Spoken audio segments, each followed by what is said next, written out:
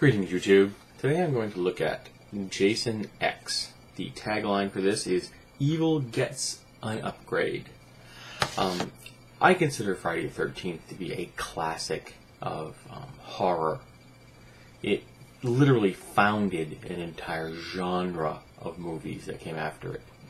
And it was formulaic, and it created the formula. So maybe I shouldn't call it formulaic, because, it was the first. And I hadn't seen an actual sequel of this film for years. I think I may have been since, episode 4 or 5, I'm not sure. I can remember one night, back when I had premium cable channels, just turning it on the cable channel one night, and they did a, retrospective, or a fest of Friday the 13th movies. And I'd keep looking up at the screen, and I literally couldn't tell which film I was watching, because, they did tend to bleed together. But when this was put out, it had a new slant on the storyline. It just wasn't another slew of campers being slain by the guy in the hockey mask. It was taking the different angle of moving it from the pure slasher film into a science fiction film that had a horror element. But it didn't take itself all that seriously, and that right there is what attracted to me when I originally saw this. And I think I rented it shortly after it was released to DVD, and I picked this up not that long ago. I found it somewhere cheap. And I like the visual aesthetic in this film. They did quite a bit with very little. I believe the complete budget for this in 2001 was $11 million, and that's a really tight budget.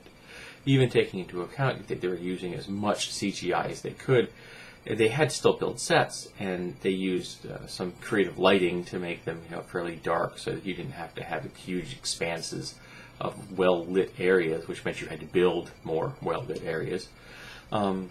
But the costuming, I thought, was very well done. It has a certain homage to the 80s in some way, but it also had a certain texture to it, which I appreciated, because it kind of made me think that this was done cohesively, because the people in this era were wearing the fashions of their era. I liked that. To me, it felt a lot like what college students, because it was essentially what most of the cast members in this are supposed to be, college students on an elaborate field trip to go back to the old Earth, which has been left behind because it's worn out, because there just isn't any sufficient life there to support humanity, so humanity's moved on, which is depressing in many ways. I actually think that it won't ever get that bad, but that's just me. Maybe I'm a bit of an optimist. But the storyline, again, is a little different. You've got the evil Jason being held as a captive in the opening sequences, and then they find a way of tricking him into a cryogenic chamber and preserving him for future research, because that's what essentially he's become at this point. Besides racking up, kill tallies even as he's dying, he is an object of curiosity. He doesn't die. Now, of course, that's utterly absurd. He was originally supposed to be a human being, but he has since become the very typical revenant of legend, of fantasy, of myth. The individual that comes back from the dead again and again is a personification of death itself. In some ways, when I was listening to this commentary on this particular DVD, I was reminded of Rutger Hauer's The Hitcher, because in that film, Hauer's character isn't a hitchhiker. He's death itself.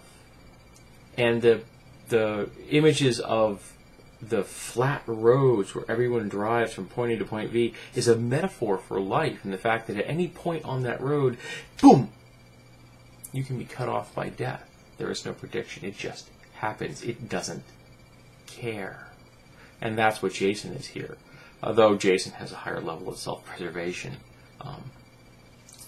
But as a science fiction film, it isn't bad. It's got some nice technology backgrounds. things have a pretty decent overall feel.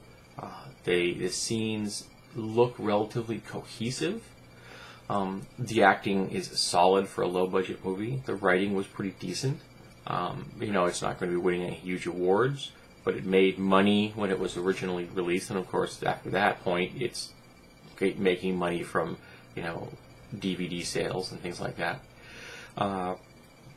I think it portrayed a number of the actors rather well. There's a woman in here who plays an android who I thought was very well chosen. She really, to me, portrayed that wanting to be real aspect of an android.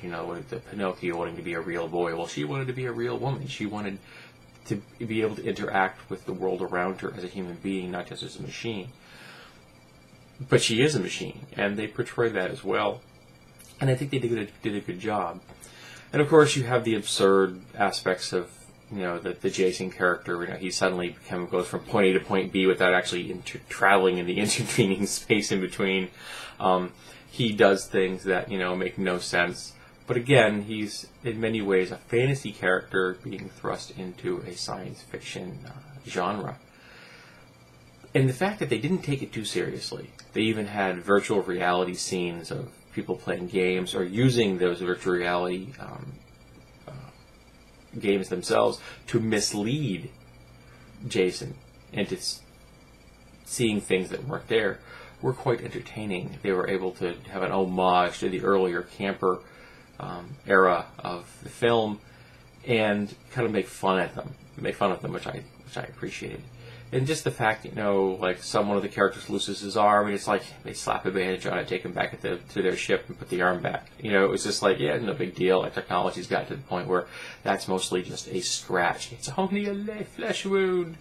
So it was entertaining for me on that level as well. Now, is this going to go down in history as one of the great cinematic achievements? No. But do I think it's one of the most entertaining sequels to the original Friday the 13th? Yes. I recommend this highly for anyone who enjoys the genre of slasher films, anyone who enjoys, a tight little science fiction film that isn't going to be taken all that seriously. I recommend this film. I had a good time watching it originally. I enjoyed the commentary here. The people doing the commentary were all intimately involved in the production of this movie, so you've got a lot of background. And you got to listen to their, the war stories of what they were trying to do and how well they succeeded at it, and what they would have liked to have shot and what they could afford to shoot, which is also, nothing to do with each other. They made a comment about the fact that, there are always three films. There's the film you write, there's the film you shoot, and then there's the film you edit. And I think that's true for every film ever made. You have these ideals, this is what the footage you have to play with, and then this is what you actually present to the world itself. So overall, Jason X was a good time, and isn't that what movies are all about?